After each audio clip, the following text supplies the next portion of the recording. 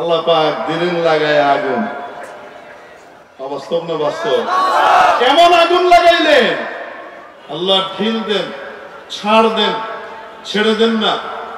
আল্লাহ রাব্বুল আলামিন যথাসময়ে যে পাকড়াও করেন, এটা তো কিছুদিন আগেই আল্লাহ পাক আমাদেরকে চোখের সামনে দেখিয়েছেন। 5ই আগস্ট ইসরায়েলও ছাড় পাবে না, আমেরিকাও ছাড় পাবে না।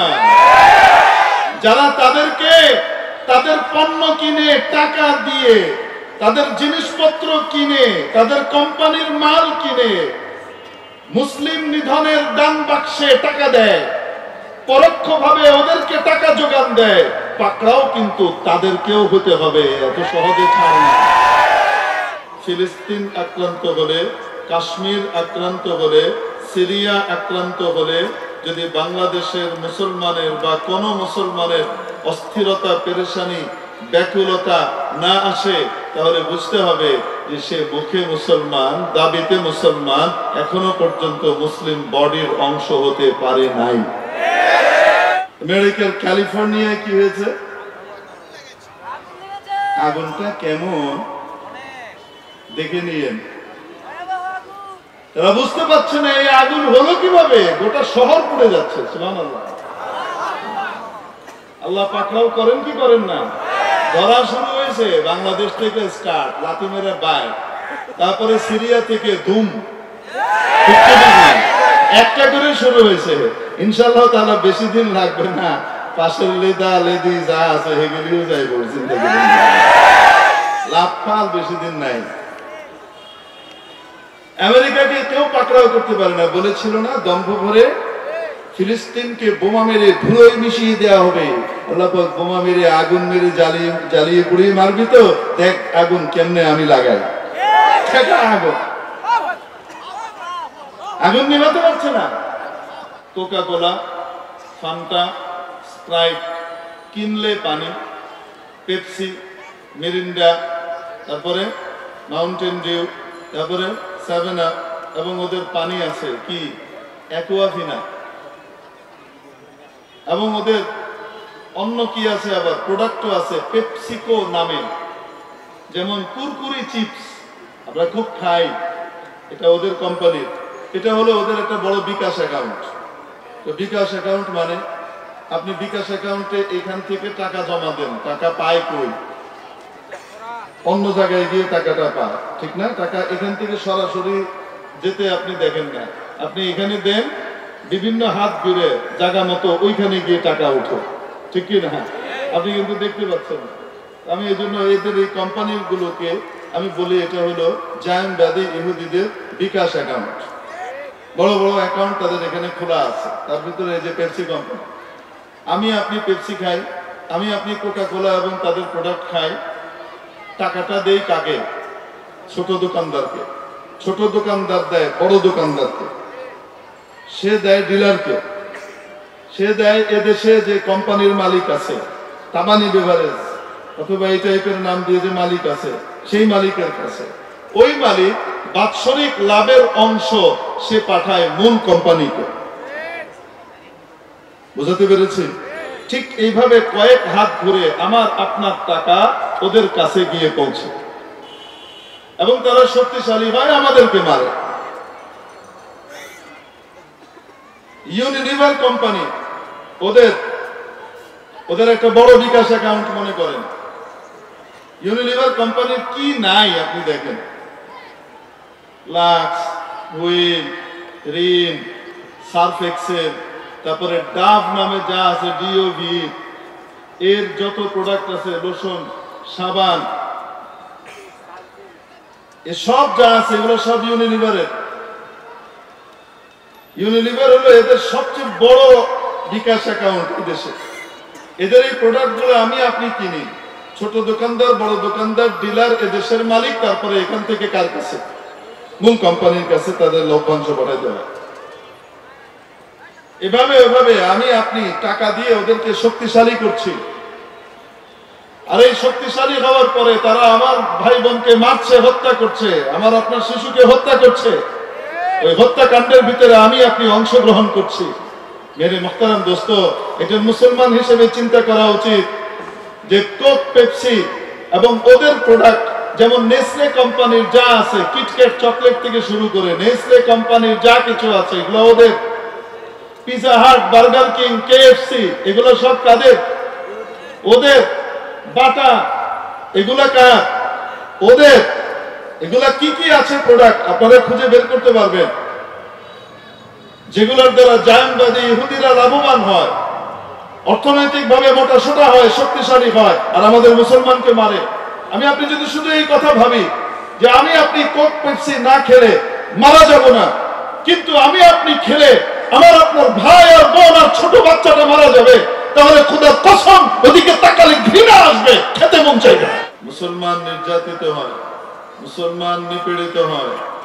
অন্য প্রান্তের মুসলমান যদি ওই নির্যাতিত নিপীড়িত মুসলমানের ব্যথা, বেদনা, কষ্ট উপলব্ধি না করতে পারে এবং সেটাকে দূর করবার জন্য যথাযথ পদক্ষেপ গ্রহণ করতে না পারে এবং এটার ব্যাপারে চিন্তা না করে, ফিকির না করে, ভাবনা না করে, সেই সমস্যা দূর করবার জন্য কোনো রকমের পদক্ষেপ না নেয়, তাহলে সে দাবি করতে পারে মুসলমান। নবীজির বাণী অনুযায়ী মুসলিম বডির পার্ট সে নয়।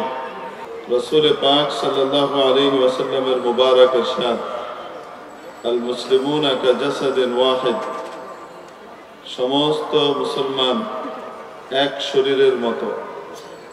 ইযা ইশতাকাত আইনুহু ইশতাকা কুল্লুহু, কোন শরীরের চোখ যদি আক্রান্ত হয় তাহলে গোটা শরীর সেই ব্যথা বেদনা উপলব্ধি করে। ইযা ইশতাকা বা'দুহু ইশতাকা কুল্লুহু, শরীরের কোন একটি অঙ্গ বা অংশ যদি আক্রান্ত হয়, বেদনার শিকার হয়, তাহলে গোটা শরীর তা উপলব্ধি করে। এই উপস্থিতি, গোটা পৃথিবীতে যত মুসলমান আছে সমস্ত মুসলমান মিলে একটা শরীর। অস্ট্রেলিয়ার মুসলমান, আমেরিকার মুসলমান, ইংল্যান্ডের মুসলমান, জার্মানির মুসলমান, ফ্রান্সের মুসলমান, টিউনিশিয়ার মুসলমান, উগান্ডার মুসলমান, সাউথ আফ্রিকার মুসলমান, তানজানিয়ার মুসলমান, কেনিয়ার মুসলমান, মিশরের মুসলমান, সুদানের মুসলমান, সৌদি আরবের মুসলমান, উজবেকিস্তানের মুসলমান, কাজাকিস্তানের মুসলমান, কিরগিজস্তানের মুসলমান, রাশিয়ার মুসলমান, হিন্দুস্তানের মুসলমান, কাশ্মীরের মুসলমান, বাংলাদেশের মুসলমান, পাকিস্তানের মুসলমান, ফিলিস্তিনের মুসলমান, ইয়ামানের মুসলমান, সিরিয়ার মুসলমান, এক কথায় গোটা পৃথিবীতে যেখানেই যত মুসলমান আছে সমস্ত মুসলমান মিলে একটা শরীর। এবং যারা নিজেকে মুসলিম দাবি করে তারা প্রত্যেকেই ওই শরীরের একটা পার্ট, একটা জুজ। মেরে মুহতারাম দোস্ত, নবীজি উদাহরণ দিয়েছেন, একটা শরীরের উদাহরণস্বরূপ চোখ যদি আক্রান্ত হয় কোনো রোগে অথবা অন্য কোনো কিছুতে, গোটা শরীর তার জন্য তৎপর হয়ে ওঠে। এই ব্যথা বেদনাকে দূর করবার জন্য, তাকে ভালো করবার জন্য, সুস্থ করবার জন্য, সমস্যাকে দূর করবার জন্য অস্থির হয়ে ওঠে। পা ডাক্তারের কাছে দৌড়ায়, হসপিটালে যায়।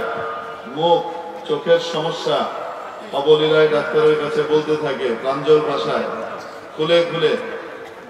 এমনি ভাবে কান, চোখের সমস্যার কি সমাধান ডাক্তার দিলেন সেটাকে খুব ভালোভাবে সে শুনে। মস্তিষ্ক ডাক্তারের সমস্ত কথাবার্তাগুলো উপলব্ধি করে, ধারণ করে।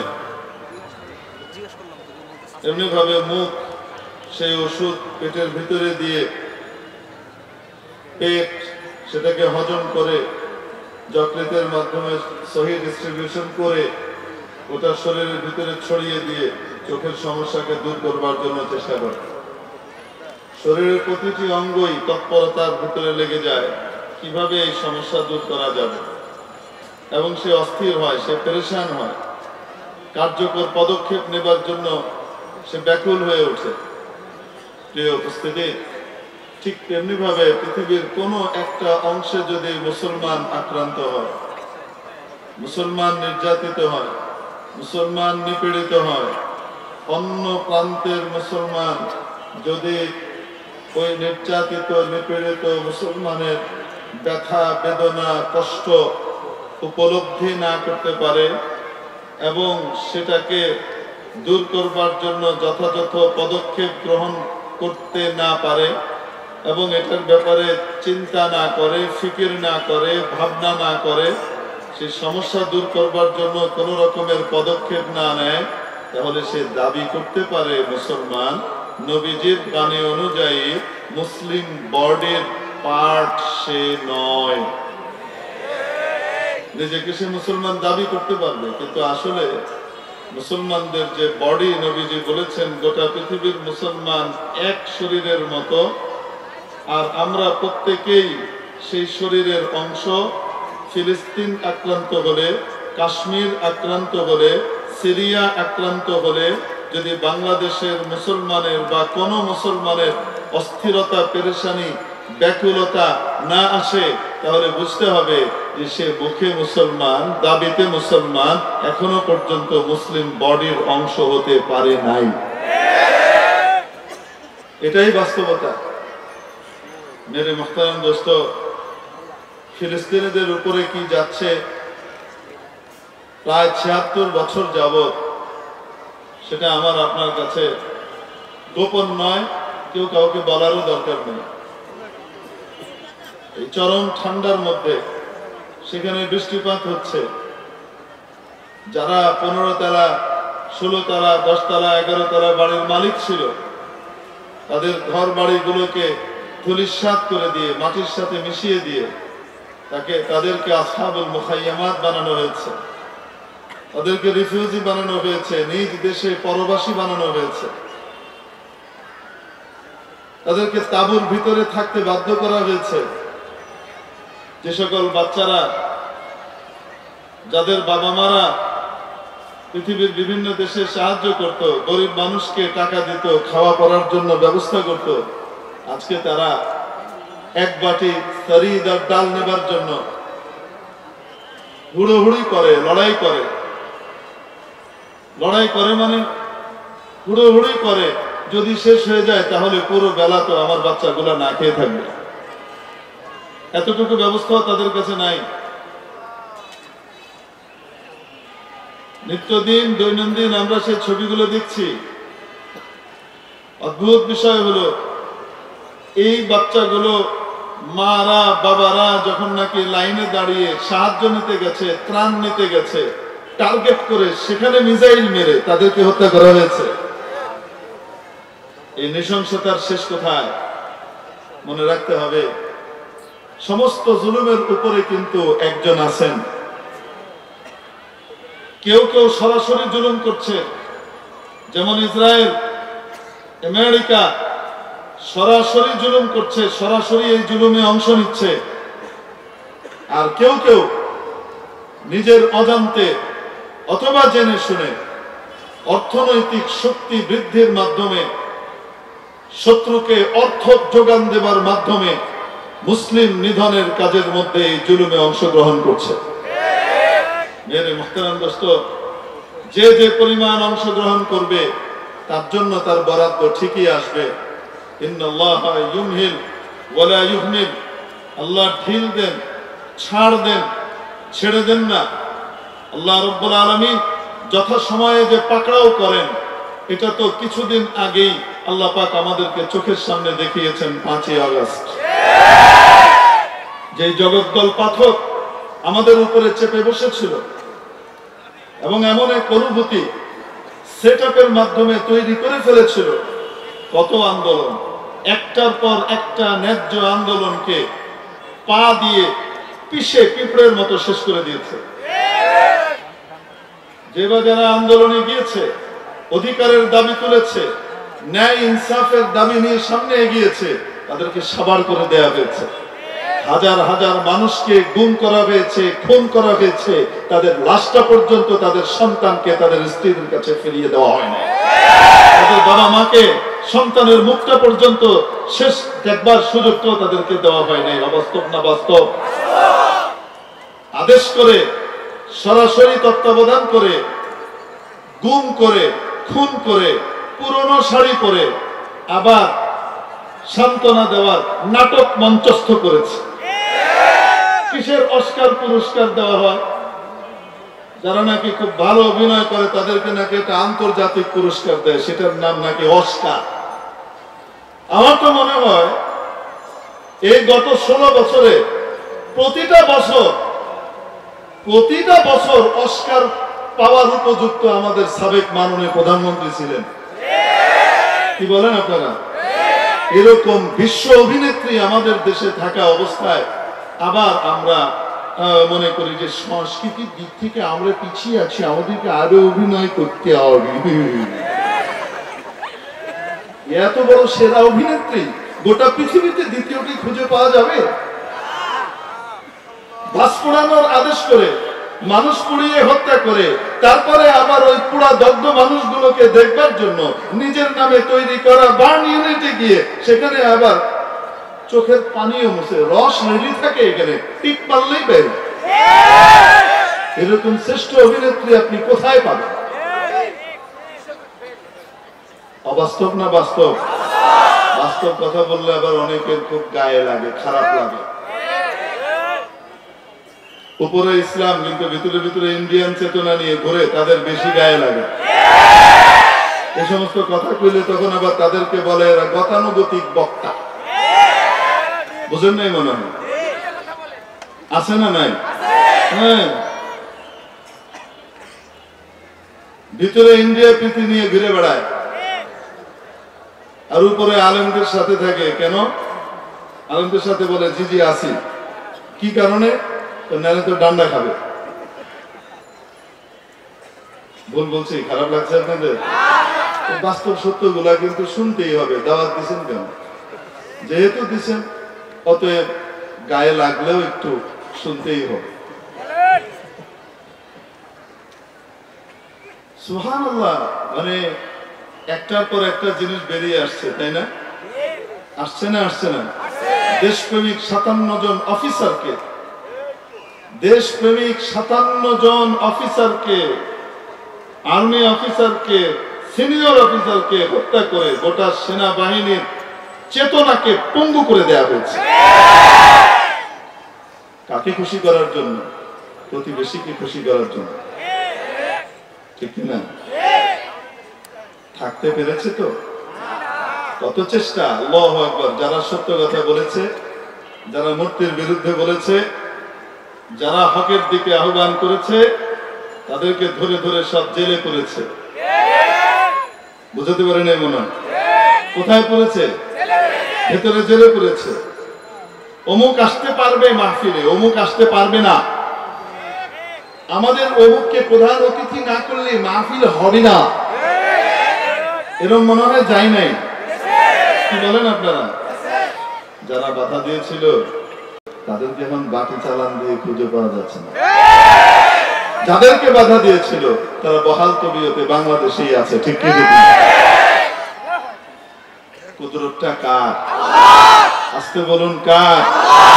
জগদ্দল পাথরের উপরে চেপে বসেছিল। মাশাআল্লাহ, কি বলবো আপনাদেরকে, অত্যন্ত পরহেজগার প্রধানমন্ত্রী, যিনি তাহাজ্জুদ পড়েন এবং তাহাজ্জুদ দুজার প্রধানমন্ত্রী হওয়ার কারণে ওনার সমস্ত কর্মকাণ্ড উনি রাতেই সম্পাদন করতেন।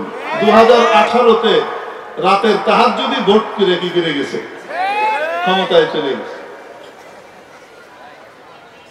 এগুলো বলা যাবে না, বললে অনেকের কষ্ট লাগে এবং বলে হুজুর বলেন বলেন বলেন বলেন বলে যান, সময় আসছে আমরা আবার বেরোবো, আমরা আবার বেরোবো। তোমার দাদা যে গেছিল, এই দাদা 75-এ যাওয়ার পরে 20 বছরে আর মাথা তুলে দাঁড়াবার সুযোগ তোমরা পাও নাই। ঠিক কি না? যদি আমাদের ইসলামী নাম নিয়ে রাজনীতি করে যারা, তাদের ভিতরে একটি শক্তিশালী দল হিসেবে পরিচয় দেয় নিজেদেরকে, তারা যদি নাকি ওদেরকে সঙ্গ দিয়ে আবার 96 ওদেরকে না বসাতো, আজও পর্যন্ত এই অভিশাপ এই বাঙালির মাথার উপরে কোনোদিন আসতে পারে। একটি দলের রাজনৈতিক ভুল সিদ্ধান্তের কারণে 96 থেকে 2024 পর্যন্ত প্রায় 30টা বছর জাতিকে ভোগান্তির ভেতর দিয়ে যেতে হয়েছে, ঠিক কিনা? অত বড় বড় কথা বলেন না যে আমরা অনেক কিছু বুঝি, হুজুররা কিছু বোঝে না, হুজুররা রাজনীতি বোঝে না, এত বড় বড় কথা বলেন না। আপনাদের ভুলের মাসুল জাতিকে দিতে হয়েছে।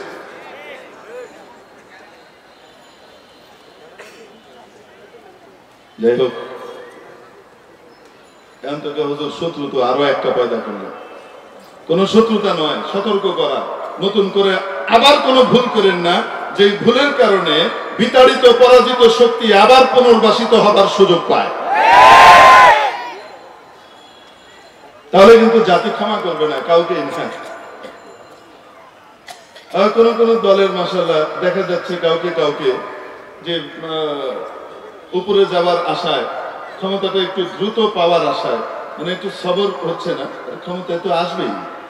জাতির মধ্যে তো এমনি আল্লাহ পাক আনবেন যদি খেদমত করা হয়, আর ইসলামের পক্ষে কথা বলা হয়, ইসলামের সাথে থাকবার ওয়াদা করা হয়, হুজুরদেরকে আশ্বস্ত করা হয় যে আমরা ক্ষমতায় গেলে ইনশাআল্লাহ ইসলাম নিরাপদ থাকবে, এদেশে মুসলমানদেরকে কোনো কষ্ট পেতে হবে না, কোনো ব্যক্তিকে তার ধর্মের কারণে, চাই সে হিন্দু হোক চাই মুসলিম হোক আর যে হোক না কেন, তার ধর্মের কারণে সে আক্রান্ত হবে না, তাকে জঙ্গি ট্যাগ দেওয়া হবে না, তাকে রাজাকার ট্যাগ দেওয়া হবে না।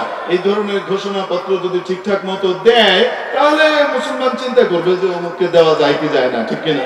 কিন্তু দ্রুত ক্ষমতায় আসবার আশায় যদি নাকি আল্লাহ না করুক বিতাড়িতদের সাথে তলে তলে খাতির করেন, একসাথে প্যাকেট করে বেড়ে বাড়ায় দেওয়া হবে।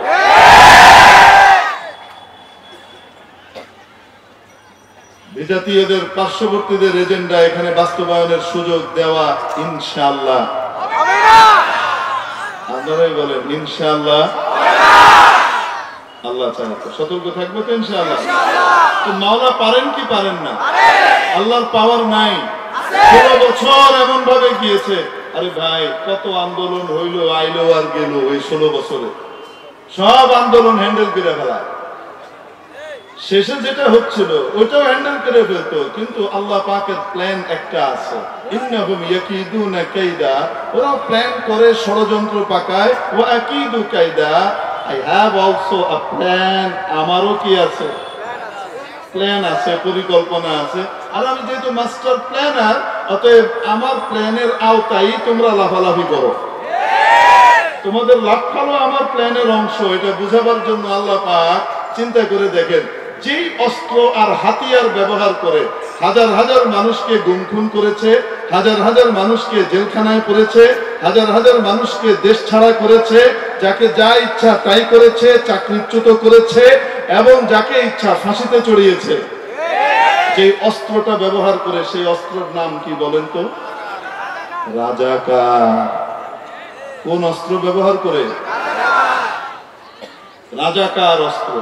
এই অস্ত্র ব্যবহার করে যাকে ইচ্ছা দমন করবার তাকেই দমন করেছে। অবাস্তব না বাস্তব? আল্লাহ পাক বলেন, হায় দেখ, এবার দেখ তোর অস্ত্র দিয়ে আমি তোকেই কেমনে সাইজ করি। আল্লাহ পাক যে অস্ত্র দিয়ে ওরা 16 বছর গোটা দেশকে গোটা পৃথিবীর মধ্যে সবচেয়ে বড় আয়না ঘর বানিয়ে রেখেছিল। আমার এই বাংলাদেশটা ছিল গোটা পৃথিবীর মধ্যে একটা সবচেয়ে বড় আয়না ঘর, ঠিক কি ঠিক না? বড় জেলখানা।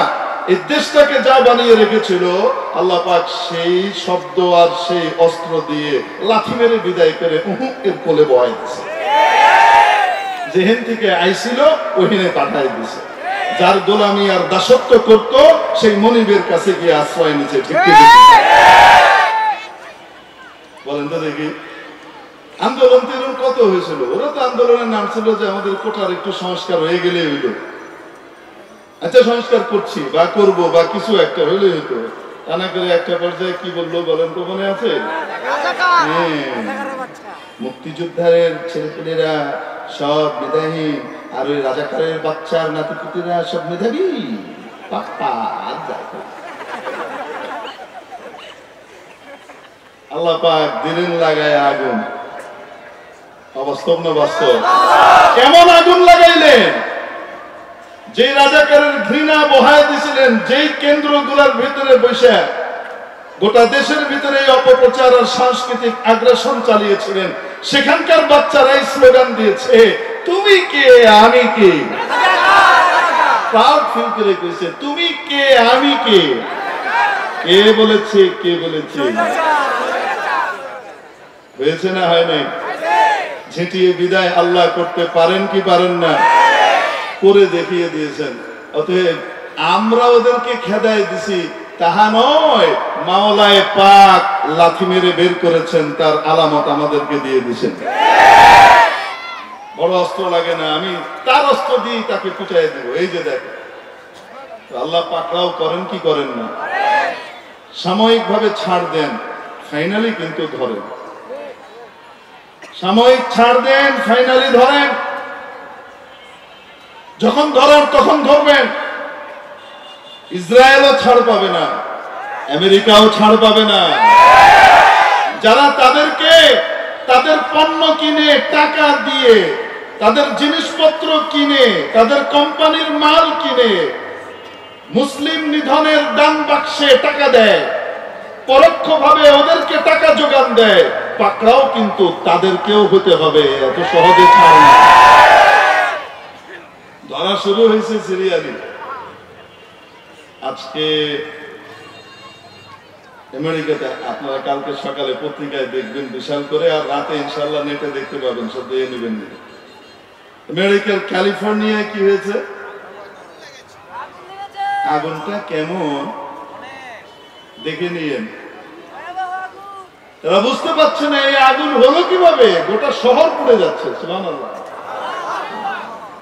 আল্লাহ পাকড়াও করেন কি করেন না? ধরা শুরু হয়েছে বাংলাদেশ থেকে স্টার্ট, লাথি মেরে বাইর, তারপরে সিরিয়া থেকে ধুম, একটা করে শুরু হয়েছে। ইনশাআল্লাহ তাআলা বেশি দিন লাগবে না, পাশের লেদা লেদি যা আছে সেগুলিও যাইব জিন্দেগি।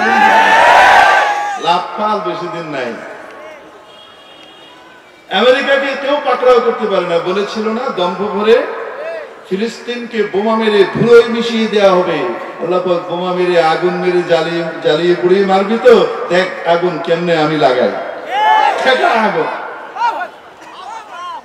আগুন নিভাতে পারছে না। শেখ সাদি রহমতুল্লাহ আলাইহি গুলিস্তার মধ্যে ওনার জগৎ বিখ্যাত গ্রন্থ, এটার ভিতরে উনি একটি ঘটনা উল্লেখ করেছেন। এক বেটা বড় জালেম ছিল, বড় জালিম ছিল। একবার তার বাড়িতে থেকে আগুন লাগলো, লেগে তার পুরা প্রাসাদ জ্বলে পুড়ে ছারখার হয়ে গেছে, আর সে পাশে এরকম করে বসে আছে, দাঁতে আঙুল দিয়ে বসে আছে, আর বলছে কিভাবে এই আগুন লাগলো, আমার সব শেষ করে দিল। পাশ দিয়ে বুজুর্গ যাচ্ছিলেন তো মনে করিয়ে দিচ্ছেন, কোত্থেকে লেগেছে বুঝো নাই, ওই যে গরিব মানুষের উপরে, অসহায় মানুষের উপরে যে জুলুম করেছিলা, ওই জুলুমের দিল থেকে যে ধোঁয়া বের হয়েছে, ওই আহের আগুন এসে লেগেছে। ফিলিস্তিনিদের আহের আগুন আমেরিকাকে জ্বালানো শুরু করেছে, কুদরতি আগুন। অতএব জুলুম থেকে যত দ্রুত ওরা বিরত হবে আর তওবা করবে, তত দ্রুত বাঁচবে। ওদের সাথে আল্লাহর শত্রুতা, আর আমাদের সাথে মনে হয় বিশেষ সখ্যতা, যারা আমরা বিকাশে ওদেরকে টাকা পাঠাই, ইহুদিদেরকে বিকাশে টাকা পাঠাই। ইহুদিদের যে বড় বড় দান বাক্স খোলা আছে আমার বাংলাদেশে, সেই দান বাক্সে টাকা জমা দেই মুসলমানকে হত্যা করবার জন্য। আবার দাবি করি আমি খাঁটি মুসলমান, আমি দাবি করতে পারি, কিন্তু রসুলের হাদিস অনুযায়ী আমি মুসলিম বডির পার্ট নই, আমি তার পার্ট এবং জুজ অংশ নই। হুজুর কি বলতেছেন বুঝতে পারতেছেন? ইহুদিদেরকে শক্তিশালী করা অর্থনৈতিক ভাবে, এবং সেই শক্তিশালী করবার কারণে তারা ওই অর্থের একটা অংশ দিয়ে গুলি বোমা ইত্যাদি তৈরি করা, দেওয়া, এবং ইত্যাদির সহায়তা করা, যুদ্ধে সহায়তা করে মুসলমানদেরকে নিধন করবার জন্য তারা যে টাকাগুলোকে ব্যবহার করে, সেই টাকার ভিতরে আমার আপনার টাকা কিন্তু ঢুকে যায়, আমার আপনার খবর নাই। আমি যদি আপনাদেরকে দেখাই যে কিভাবে আমি আপনি টাকা ওদেরকে দেই, তাহলে আমরা কি সেই কাজ থেকে বিরত থাকতে রাজি আছি ইনশাআল্লাহ? দেখেন, ওদের জুলুমের বড় যে জোর, সেই জোরের ভিত্তি কয়েকটা, তার ভিতরে একটি হলো অর্থনৈতিক শক্তি এবং সমৃদ্ধি। তারা গোটা পৃথিবীতে মাল্টিন্যাশনাল কোম্পানি খুলে রেখেছে বিভিন্ন জায়গাতে। সেই কোম্পানিগুলোর ডিলার বিভিন্ন দেশে আছে।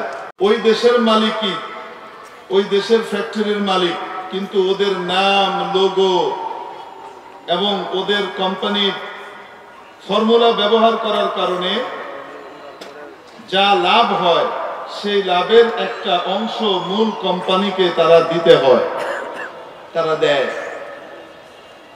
যেমন মনে করেন, আমার আপনার এই দেশের মধ্যে জায়নবাদী ইহুদি এই জালিমদের এবং তাদের দোসরদের একটা বিকাশ অ্যাকাউন্ট খোলা আছে, নাম হলো কোকা কোলা, ফান্টা, স্প্রাইট, কিনলে পানি, পেপসি, মিরিন্ডা, তারপরে মাউন্টেন ডিউ, তারপরে 7 আপ, এবং ওদের পানি আছে কি অ্যাকুয়াফিনা, এবং ওদের অন্য কি আছে, আবার প্রোডাক্টও আছে পেপসিকো নামে। যেমন কুরকুরি চিপস আমরা খুব খাই, এটা ওদের কোম্পানির।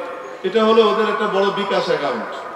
তো বিকাশ অ্যাকাউন্ট মানে আপনি বিকাশ অ্যাকাউন্টে এখান থেকে টাকা জমা দেন, টাকা পায় কই?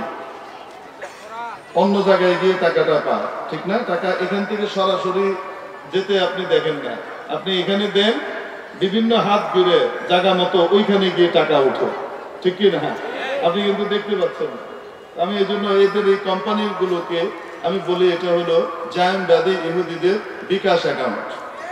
বড় বড় অ্যাকাউন্ট তাদের এখানে খোলা আছে। তার ভিতরে এই যে পেপসি কোম্পানি, আমি আপনি পেপসি খাই, আমি আপনি কোকা কোলা এবং তাদের প্রোডাক্ট খাই, টাকাটা দেই কাকে? ছোট দোকানদারকে। ছোট দোকানদার দেয় বড় দোকানদারকে, সে দেয় ডিলারকে, সে দেয় এদেশে যে কোম্পানির মালিক আছে, তামানি বেভারেজ অথবা এই টাইপের নাম দিয়ে যে মালিক আছে, সেই মালিকের কাছে। ওই মালিক বাৎসরিক লাভের অংশ সে পাঠায় মূল কোম্পানিকে। বুঝাতে পেরেছি?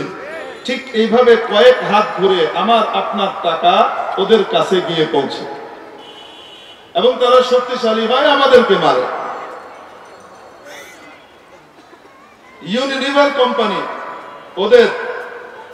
ওদের একটা বড় বিকাশ অ্যাকাউন্ট মনে করেন। ইউনিলিভার কোম্পানির কি নাই আপনি দেখেন, Lux, Wheel, Rin, Surf Excel, তারপরে ডাভ নামে যা আছে, ডিওভি, এর যত প্রোডাক্ট আছে, লোশন, সাবান, এসব যা আছে এগুলো সব ইউনিলিভারের। ইউনিলিভার হলো এদের সবচেয়ে বড় বিকাশ অ্যাকাউন্ট এই দেশে। এদের এই প্রোডাক্টগুলো আমি আপনি কিনি, ছোট দোকানদার, বড় দোকানদার, ডিলার, এদেশের মালিক, তারপরে এখান থেকে কার কাছে? মূল কোম্পানির কাছে তাদের লভ্যাংশ পাঠাই দেওয়া। এভাবে আমি আপনি টাকা দিয়ে ওদেরকে শক্তিশালী করছি, আর এই শক্তিশালী হওয়ার পরে তারা আমার ভাই বোনকে মারছে, হত্যা করছে, আমার আপনার শিশুকে হত্যা করছে। ওই হত্যাকাণ্ডের ভিতরে আমি আপনি অংশগ্রহণ করছি। মেরে মুহতারাম দোস্ত, এটা মুসলমান হিসেবে চিন্তা করা উচিত যে কোক, পেপসি এবং ওদের প্রোডাক্ট, যেমন নেসলে কোম্পানির যা আছে, কিটক্যাট চকলেট থেকে শুরু করে নেসলে কোম্পানির যা কিছু আছে, এগুলো ওদের। পিজা হাট, বার্গার কিং, কেএফসি, এগুলো সব কাদের?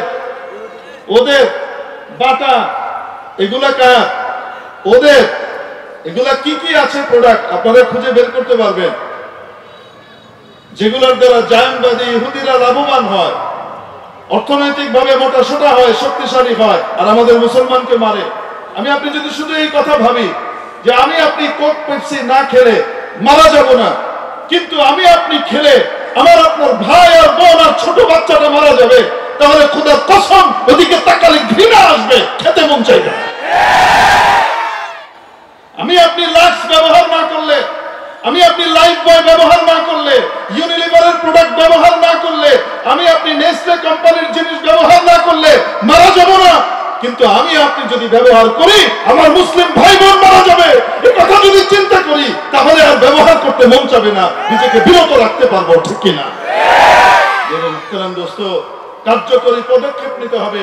দেখুন, আমরা তো পুরনো মুসলমান, জন্মগতভাবে মুসলমান, তারপরেও আমাদের ভিতরে ইসলামের চেতনার ঘাটতি কি পরিমাণ। আর নবীর যুগের একজন ব্যক্তি সাহাবী হওয়ার পর নতুন মুসলমান হওয়ার পর মাত্র 1 মাসের ভিতরে উনার চেতনার পরিবর্তন কি লক্ষ্য করে দেখেন। সহিহ বুখারীর ভিতরে হাদিস আছে, বাআথ রাসূলুল্লাহ সাল্লাল্লাহু আলাইহি ওয়াসাল্লাম খাইলান ইলা নাজদ। রাসূলুল্লাহ সাল্লাল্লাহু আলাইহি ওয়াসাল্লাম একটি বাহিনী পাঠালেন নজদের দিকে। ওখানে বনু হানিফার গ্রুপের সাথে লড়াই হল, সবাই পালিয়ে গেল। ওদের যে সর্দার, বনু হানিফার যে সর্দার সুমামা ইবনে উসাদ, উনি ধরা পড়লেন, মুসলমানদের হাতে গ্রেফতার হলেন, উনি পালালেন না। ওনাকে ধরে এনে মসজিদে নববীর একটি খুঁটির সাথে বেঁধে রাখা হলো। ফারাবাতুহু,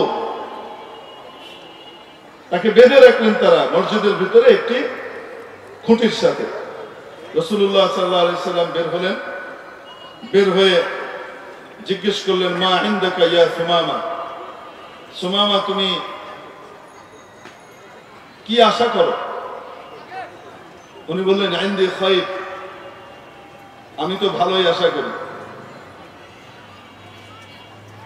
তারপর বললেন, ইয়া মুহাম্মদ ইন তাকতুলনি তাকতুল যা দামিন, যদি আপনি আমাকে হত্যা করেন তো তাহলে এটা কোনো জুলুম হবে না, ইনসাফি হবে, কারণ আমি তো আপনাদের অনেকে মেরেছি। ওয়া ইন তুনইম তুনইম আলা শাকির, আর যদি আপনি দয়া করে আমাকে ছেড়ে দেন তাহলে আপনি আমাকে কৃতজ্ঞ পাবেন, অর্থাৎ আমি গিয়ে আপনার শত্রুদের খাতায় নাম লাগাবো না, আপনার শত্রুদের সাথে আমি হাত মিলাবো না, আমি বিরত থাকবো। ওয়া ইন তুরিদ মালান ফাসাল মা শি'ত, আর যদি আপনি আমাকে মুক্ত করার ব্যাপারে বিনিময় চান, টাকা পয়সা চান, তো কি পরিমাণ টাকা আপনার দরকার বলেন, যা চান তাই দেওয়া হবে, আমাকে মুক্ত করে দেন। কয়টা কথা বললেন? ফাতারাকাহু রাসূলুল্লাহ সাল্লাল্লাহু আলাইহি ওয়াসাল্লাম, রাসূল সাল্লাল্লাহু আলাইহি ওয়াসাল্লাম তাকে ওই অবস্থায় রেখে চলে গেলেন। ফালাম্মা কানা আল-গাদ, পরের দিন নবীজি আসলেন, এসে আবার জিজ্ঞেস করলেন, মা ইনদাকা ইয়া সুমামা, সুমামা তুমি কি আশা করো আমার কাছ থেকে? হযরত সুমামা রাদিয়াল্লাহু তাআলা আফওয়ান, সুমামা সাহাবীদের আশপাশে যে মসজিদে যে সাহাবীরা ছিলেন মুসলমান, এদের আচার আচরণ দেখেছেন এবং দেখে ওনার ভিতরে যে বিশ্বাস জন্মেছে, এরা রক্ত পিপাসু না। এতদিন যে শুনেছি এরা রক্ত পিপাসু, এরা রক্ত পিপাসু না, এরা তো অনেক ভালো মানুষ। এই জন্য রাসূল সাল্লাল্লাহু আলাইহি ওয়াসাল্লাম দ্বিতীয় দিন যখন তাকে জিজ্ঞেস করলেন, তখন তিনি আর ওইটা বললেন না, ইন তাকতুলনি তাকতুল যা দামিন, আপনি যদি মারেন তাহলে এটা বৈধই হবে, একজন হত্যার দায়ে দণ্ডিত অপরাধীকেই আপনি হত্যা করবেন, এটা আর বললেন না। যখন নবীজি জিজ্ঞেস করলেন, সুমামা তোমার কি মত? ইনদি মা কুলতু, ইনদি মা কুলতু লাকা আমস, আমার কাছে তো ওইটা যেটা গতকালকে আমি বলেছি, ইনতুনইম তুনইম আলা শাকির, যদি আপনি আমাকে মুক্ত করে দেন, দয়া করেন, তাহলে আপনি আমাকে কৃতজ্ঞ পাবেন, আপনি একজন কৃতজ্ঞ ব্যক্তিকেই দয়া করবেন। দেখেন, একদিনে মনের পরিবর্তন, চোখে দেখার পরে, মুসলমানদেরকে দেখবার পরে। নবীজি ওই অবস্থায় রেখে চলে গেলেন। তৃতীয় দিন নবীজি আবার আসলেন, এসে জিজ্ঞেস করলেন, মা ইনদাকা ইয়া সুমামা, সুমামা তোমার কি মত? ইনদি মা কুলত, আমি তো গতকালকে আপনাকে যা বলেছি তাই। নবীজি বললেন, আতলিকু সুমামা, সুমামাকে ছেড়ে দাও। না কোনো পয়সা নিলেন, না কোনো প্রতিশোধ নিলেন, না কোনো কিছু করলেন, না বিনিময় নিলেন, কিছুই না। কি করলেন? বললেন, সুমামাকে মুক্ত করে দাও। সুমামা মুক্ত হবার পরে খারাজা মিনাল মসজিদ, মসজিদ থেকে বের হলেন, বাহিরে একটি কুয়ার কাছে গেলেন, একটি বাগানে, এবং সেখানে গিয়ে ইগতাসাল, গোসল করলেন। এরপরে মসজিদে প্রবেশ করলেন। প্রবেশ করে নবীজির সামনে এসে বললেন, আশহাদু আল্লা ইলাহা ইল্লাল্লাহ ওয়া আশহাদু আন্না মুহাম্মাদান রাসূলুল্লাহ। আমি সাক্ষ্য দিচ্ছি আল্লাহ ছাড়া আর কোনো মাবুদ নাই, আমি সাক্ষ্য দিচ্ছি মুহাম্মদ আল্লাহর রাসূল। মুসলমান হয়ে গেলেন। মুসলমান হওয়ার পরে নবীজিকে বললেন, ওয়াল্লাহি ইয়া মুহাম্মদ, হে মুহাম্মদ সাল্লাল্লাহু আলাইহি সাল্লাম, মা কানা আলা ওয়াজহিল আরদি ওয়াজহুন আবগাদা ইলাইয়া মিন ওয়াজহিক। পৃথিবীতে সবচেয়ে ঘৃণিত নিকৃষ্ট চেহারা আমার কাছে ছিল আপনার চেহারাটা। ফাকাদ আসবাহা ওয়াজহুকা আহাব্বাল ওয়ুজুহি ইলাইয়া। আর আজকে আপনার চেহারাটা আমার কাছে পৃথিবীর সবচেয়ে প্রিয় চেহারায় পরিণত হয়েছে। ওয়াল্লাহি, খোদার কসম, আল্লাহর শপথ করে বলছি, মা কানা মিন দীনিন আবগাদা ইলাইয়া মিন দীনিক। পৃথিবীতে এমন কোন ধর্ম ছিল না যেটা আপনার ধর্মের চেয়ে ঘৃণিত আমার কাছে ছিল, অর্থাৎ আপনার ধর্মটা আমার কাছে সবচেয়ে ঘৃণিত পচা ধর্ম ছিল। আর আজকে আপনার ধর্মটাই আমার কাছে পৃথিবীর সবচেয়ে প্রিয় ধর্মে পরিণত হয়েছে। খোদার কসম, মা কানা আলা ওয়াজহিল আরদি মিন বালাদিন আবগাদা ইলাইয়া মিন বালাদিক। পৃথিবীতে যত নগর ছিল, যত শহর ছিল, সবচেয়ে ঘৃণিত নগর আর শহর দেশ আপনারটা আমার কাছে ছিল। ফাকাদ আসবাহা বালাদুকা আহাব্বাল বিলাদি ইলাইয়া। আজকে আপনার এই দেশটা আমার কাছে সবচেয়ে প্রিয় দেশ, সবচেয়ে প্রিয় অঞ্চল। এই কথা বললেন। বলে তারপরে নবীজির কাছে উমরার অনুমতি চাইলেন। নবীজি তাকে সুসংবাদ দিলেন, ফাবাশশারাহু আন-নবী সাল্লাল্লাহু আলাইহি সাল্লাম, এবং আমারাহু আন ইয়াতামির, তাকে উমরার আদেশ দিলেন। ঠিক আছে, যাও তুমি উমরা করো। মুসলমান হয়েছেন কবে? কবে হয়েছে? গতকাল না এখন? এখন মুসলমান হয়েছেন। আর কোথায় যেতে চাচ্ছেন? উমরায় যেতে চাচ্ছেন। নবীজি অনুমতি দিলেন। যেতে বেশি চেয়ে বেশি 8 দিন 10 দিন লেগেছে, তার মানে 10 দিনের মুসলমান। ওখানে যাওয়ার পরে মক্কায় কারোর সাথে দেখা গেল, কেউ বলল, সবাউতা, তোমার তো চেতনা নষ্ট হয়ে গেছে, তুমি তো নষ্ট হয়ে গেছো। চেতনা কি হয়ে গেছে? আমার দেশে কিছু চেতনাবাজ ছিল না? মুক্তিযুদ্ধ বেঁচে খেত কন্যা কেন? মুক্তিযুদ্ধের নাম নিয়ে, মুক্তিযুদ্ধ আর মুক্তিযুদ্ধের চেতনার নাম বিক্রি করে দেশের সমস্ত টাকা লোপাট করে পার করে নিয়ে গেছে। এই হলো, এই জন্য এদেরকে আমি মুক্তিযুদ্ধের চেতনাওয়ালা বলি না, এদেরকে আমরা বলি মুক্তিযুদ্ধের চেতনাবাজ, দাঙ্গাবাজ, চান্দাবাজ, চেতনাবাজ। এরা ছিল চেতনাবাজ। ওই চেতনাবাজরা হুজুরদেরকে দেখলে, দাড়ি টুপিওয়ালাদেরকে দেখলে, নীতিবান অফিসারকে দেখলে, একজন নীতিবান দিনদার অফিসার, সরকারি কর্মকর্তা যে ঘুষ খায় না, দুর্নীতি করে না, উল্টাপাল্টা করে না, তাকে দেখলে কি বলে? ও তো জঙ্গিদের খাতায় নাম লিখিয়েছি, রাজাকারের বাচ্চা হতে যাচ্ছে। বুঝে নেই মনে হয়? দেশের সম্পদ দেশে রাখে, দেশের সম্পদ দেশে রাখে, নিজেকেও দেশের সম্পদে পরিণত করেছে। এরকম লোককে বলতো রাজাকার, জঙ্গি। কারা বলতো? চেতনা নষ্ট হয়ে গেছে। কারা বলতো? ও যারা দুর্নীতি করে, চেতনাবাজ, লোপাটকারী, এরা বলতো। ঠিক এদের যে আবাও আজদাদ, মানে এদের যে পূর্বপুরুষ মক্কায় ছিল না, যাদের চালাবেলা এরা, এই আবু জেহেলের চালাবেলা, ওই আবু জেহেল আর তার অনুসারীরা সুমামাকে বলতেছেন, আবু জেহেল তো ছিল না, ও তো তখন জাহান্নামে গেছে গা, যে সময়ের ঘটনা। যাই হোক, তার যে চালাবেলা যেগুলো ছিল তারা বলছে, সবাইটা তোমার চেতনা নষ্ট হয়ে গেছে, তুমি পচে গেছো, তুমি বদ্দিন হয়ে গেছো, অধার্মিক হয়ে গেছো। কি বলে? অধার্মিক হয়ে গেছে। মুনাফেক মুসলমানরা সার্টিফিকেট দেয় আমাদের বাংলাদেশে, দেখবেন মুরগি চোরারা। ইসলাম শিখায়, ইসলাম শান্তির ধর্ম, আমি নামাজ পড়ি, রোজা রাখি, আমি হজ করি, আমাকে নাস্তিক বলছে। বেটা তোরা তো কম খুশি। তোরে তো কম কইছে, কিন্তু আবু জাহেলের ডাইনা।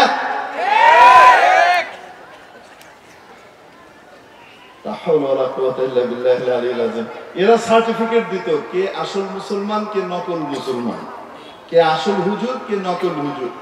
দেওয়ানবাগি এবং যারা এই দেশে ওলি আল্লাহ রয়েছেন, মানে যে বন্ড সন্ড যা আছে এগুলা তার কাছে ওলি আল্লাহ, তারাই হলো এই মারিফাত ওয়ালারাই হলো দেশের আসল ইসলাম।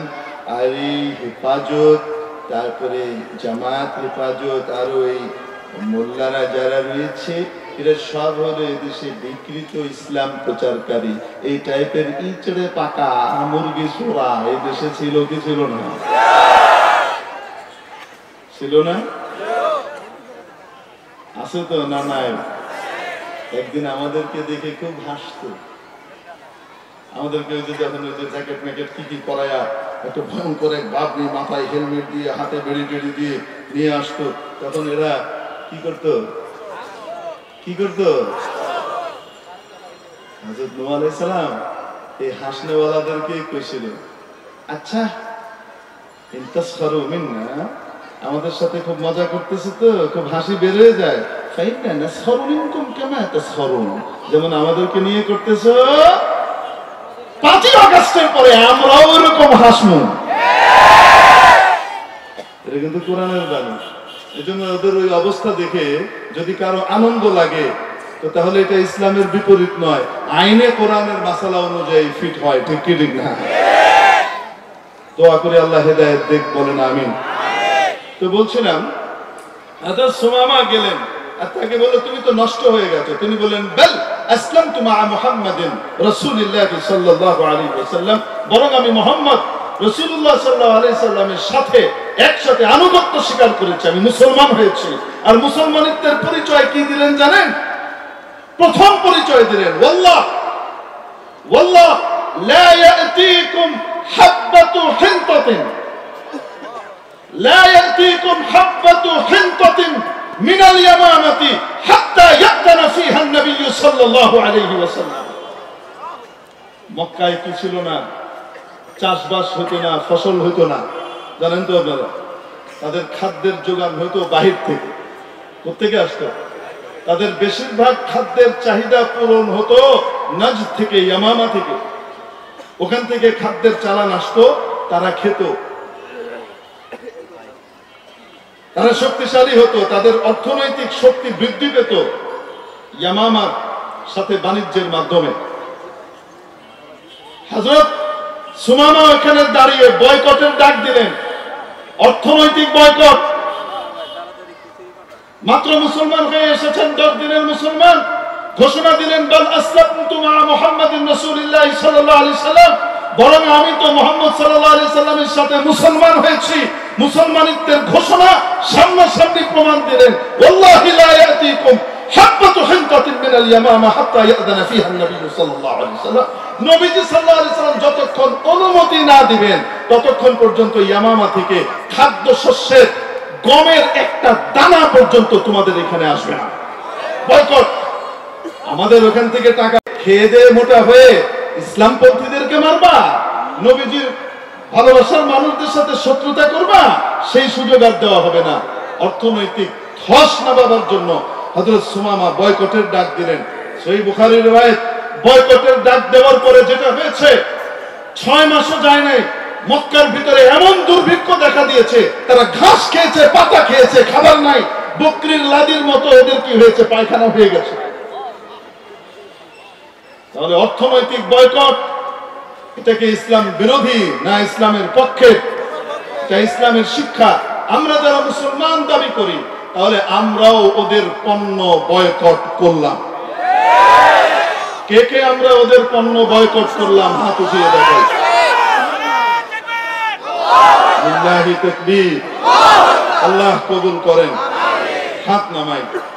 ইনশাআল্লাহ আমরা যদি বয়কট করি, বয়কট বন্ধ রাখা যাবে না। আমরা কিন্তু 1 বছর আগে করেছিলাম, তারপরে কালের পরিক্রমায় আবার কি করেছি ভুলে গেছি।